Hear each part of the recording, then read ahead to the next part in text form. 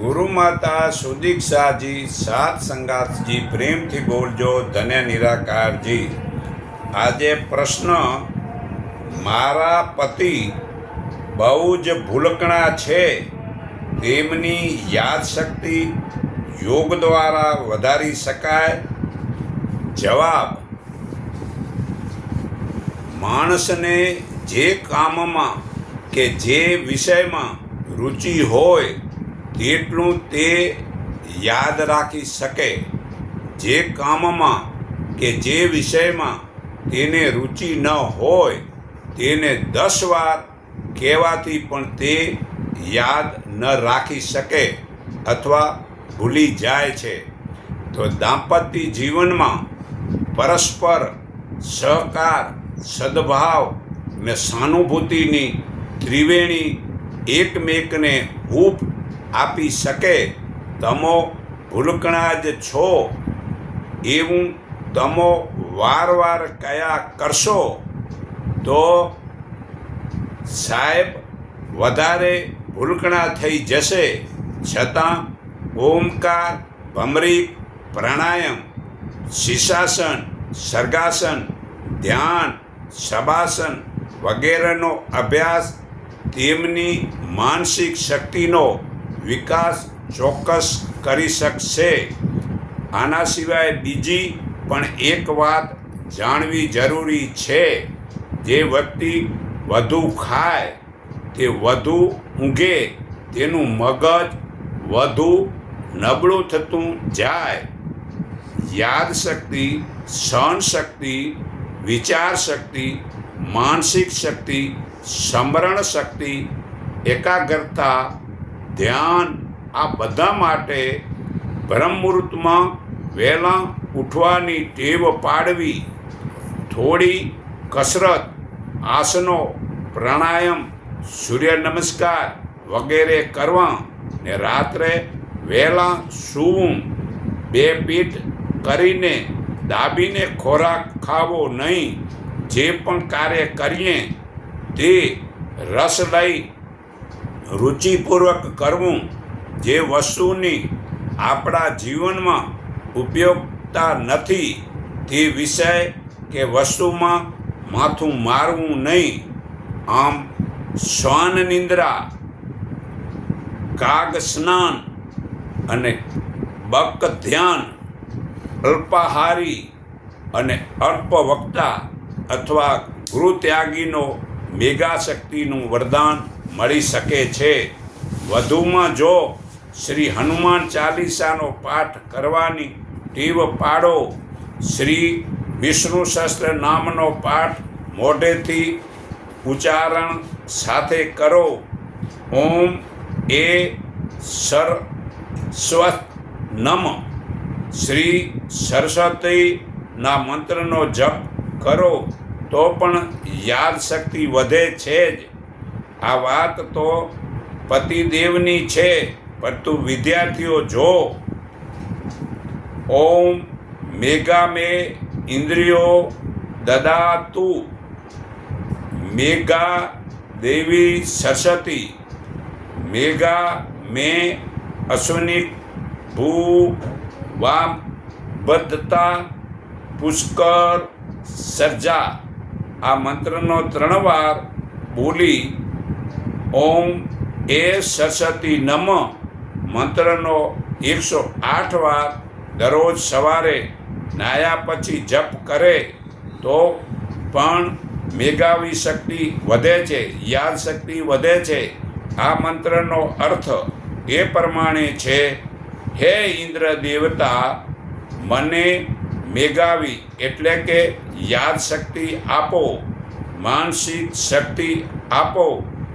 હે વિદ્યાની દેવી સરસ્વતી, મને મેઘા આપો, યાદશક્તિ આપો।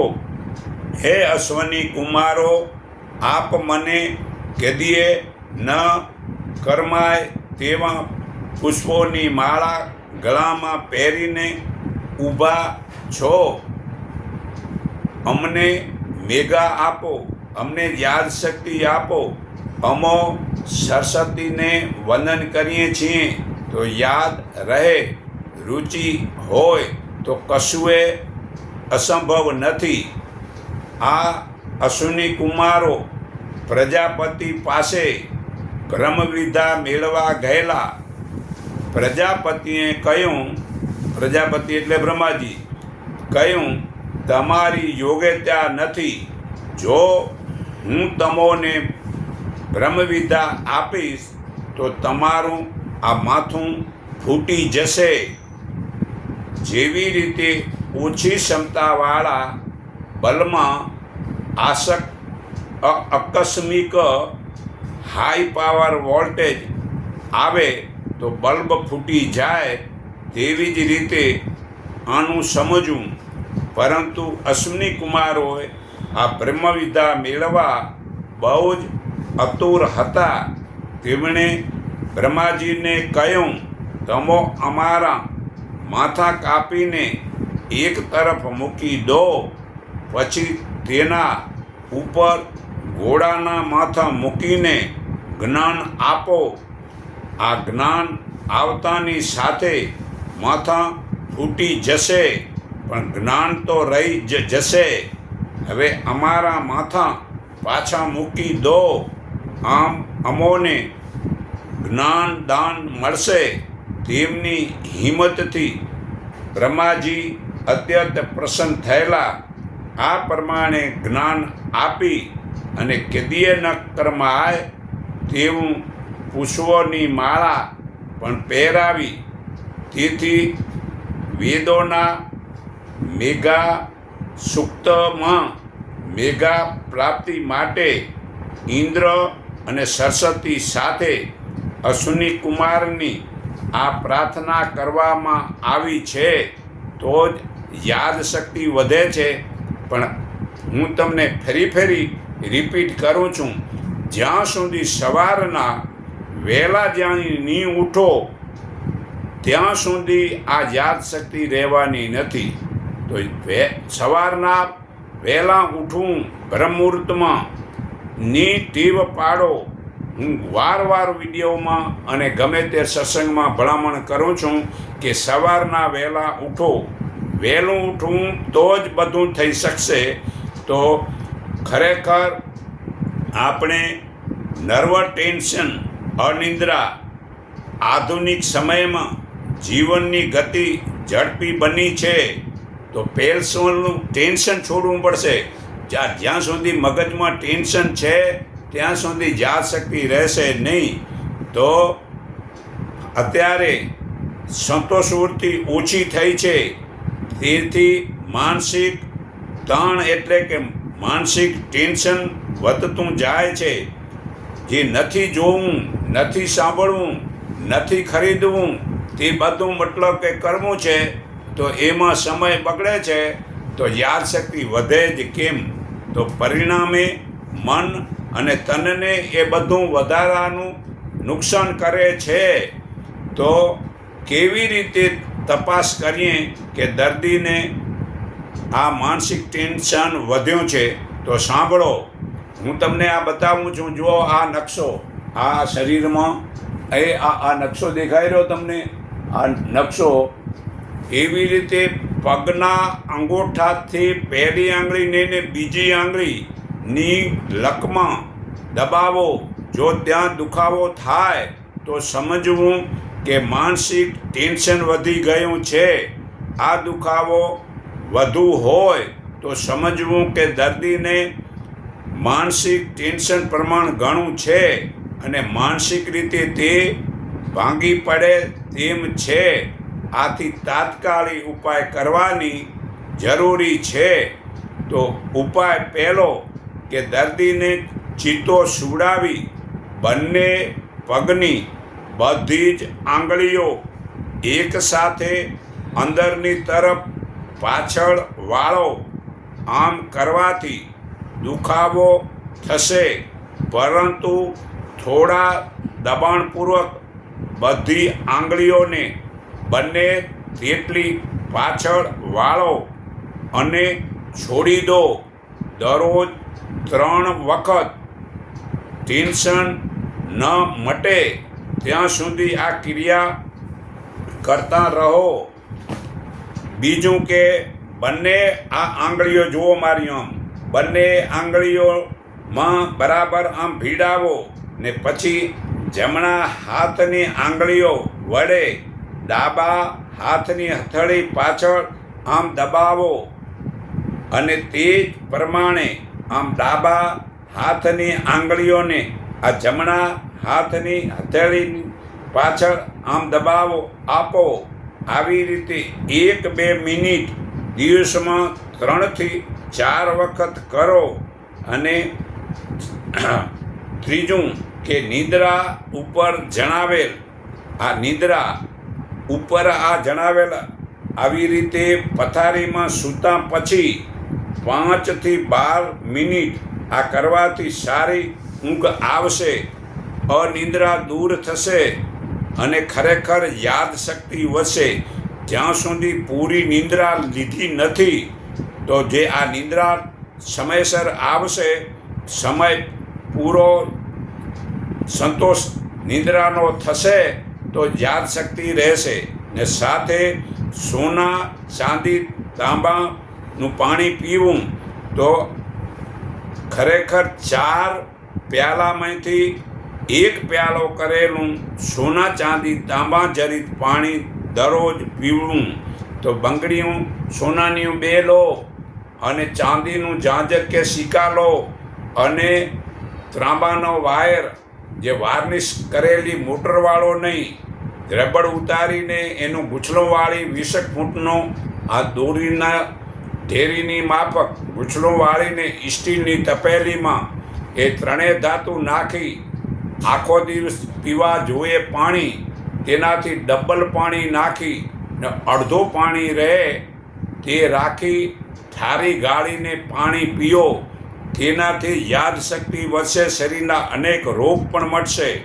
ને 5મું કે કાલી ફોર્સ, દર્દીને કાલી ફોર્સ 1 બાયોકેમિક દવા પાવરની 8 ગોળી 10 દિવસ સુધી દરરોજ રાત્રે 8 થી 10 વાગ્યાની વચ્ચે આપવી. પછી દર અઠવાડિયે 1 વખત આપવી.